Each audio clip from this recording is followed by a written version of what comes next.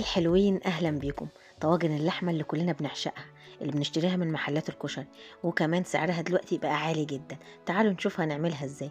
طاسة على النار بنحط فيها معلقة زيت، عليها بصلتين وسط، بنتدبل البصلة بتتدبل معانا خالص، وبعدين بننزل باللحمة الكمية بقى اللي انت تحبيها على قد ما انت هتعملي، ربع نص براحتك، وبقلبها شوية، وبعدين بحط لها نص معلقة فلفل، نص معلقة بهارات، ومعلقة ملح، وحسب ما تاخد معاكي في الملح، كل دي معالق صغيرة. وبعدين دي اختياري، فلفل الوان، اخضر احمر اصفر، حسب ما تحبي، ممكن ما تحطيش فلفل. وكده جهزنا اللحمة، اتعصجت معانا خالص اهي.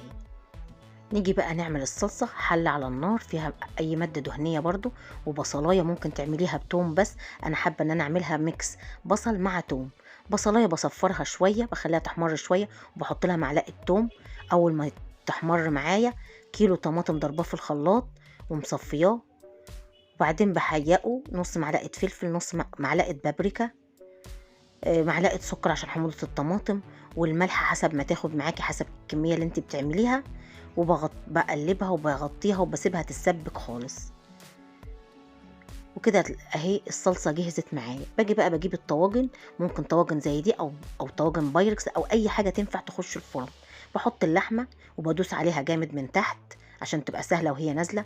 ممكن تدهني الطواجن وممكن ما تدهنهاش، براحتك. لو انت خايفة ان هي ما تلزق ادهنيها. والمكرونة هي من الكيس على طول، تحطي المكرونة من الكيس على طول.